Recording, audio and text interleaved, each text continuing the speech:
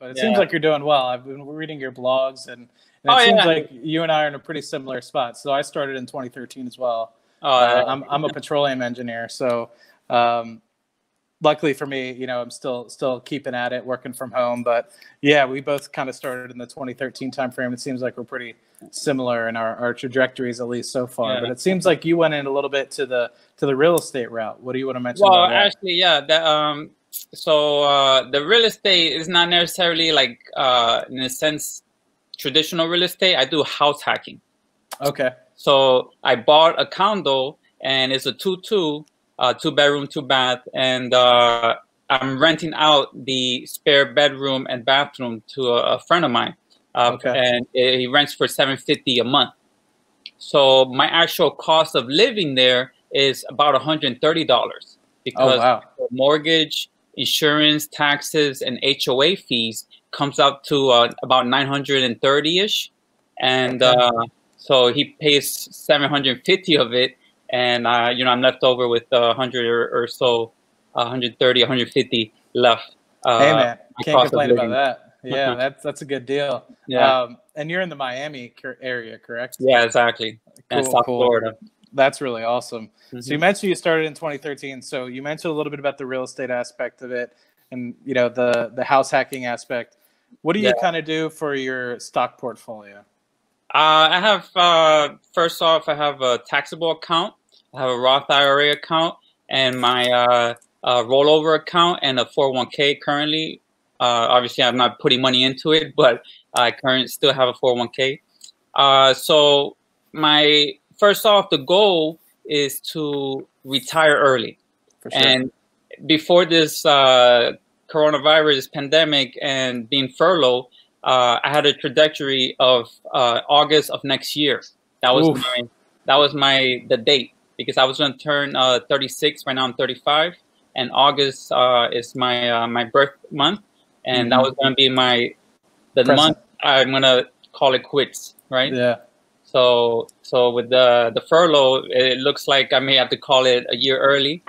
But I'm still good, because my plan was to travel to Asia for a year or two, and I'm making a little over 23 grand a month, or a year, in passive income through the rental and the Portfolio. dividend. Yeah, because my apartment, I'm gonna rent it fully out, so it should generate about $600 a month.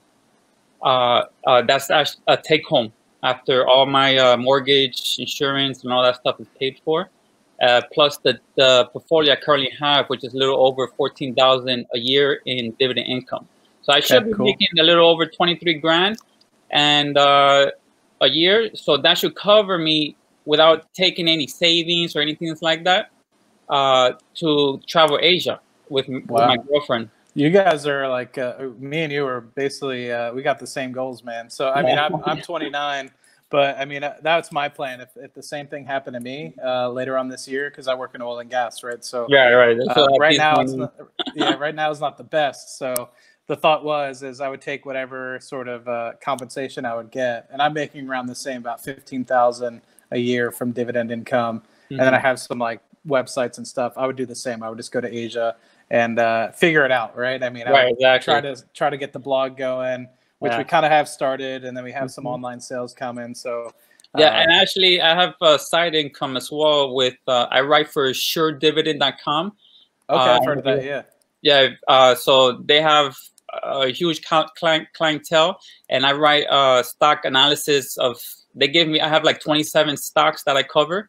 So every quarter, after their earnings, I write about it, and I make a pretty good money from that.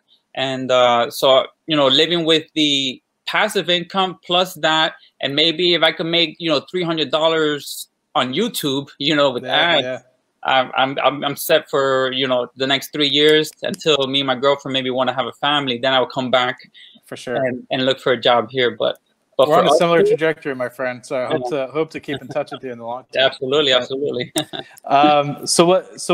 So those are your end goals, right? So you kind of answered my question already, but how did you decide on those goals? So what about life and your investing journey made you be like, hey, by 35, 36, I want to get out?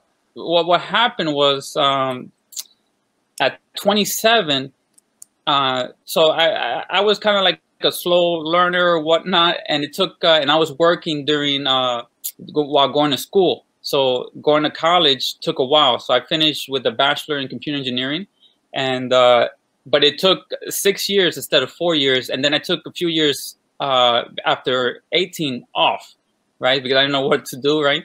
Mm-hmm. So it was a lot of waste of time, really. And so once I graduated, I found a job in IT, and then after, and the good thing is I graduated with no debt because I was able to pay for it because I was working. Wow. So that was good. But once I graduated and I was making good money, and all of a sudden I had money, right? And I'm like, what do I do with this money, right? And then another thing was, like, after 3 months of working, I was like, crap, this sucks. So I was in the cubicle, right, with the fluorescent lights, and it was like, holy shit, is this going to be the next 40 years? Yeah. You know what I mean? So my first thought, this was in around 2013, right? Or 2012 is when I first started thinking like this. My parents owned 2 real estate or 3 real estate properties, and they're making like almost $3,000 a month in the real estate, right? And I was thinking, man, that's all I need, mm-hmm. You know, $3,000. And at first I was looking to buy properties at 2012, which was a great time to buy. And I was putting in I put in like 8 offers to different properties, and none of them stick. No one accepted it because I was going lower than what they were asking for, and it was already low. Mm-hmm. And then I was like, crap. So then I eventually found, I'm pretty sure you heard of Jason Bieber. Yeah. So I found Dividend mantra, yeah. Yeah, so I was looking. So I first looked up, different ways to get passive income.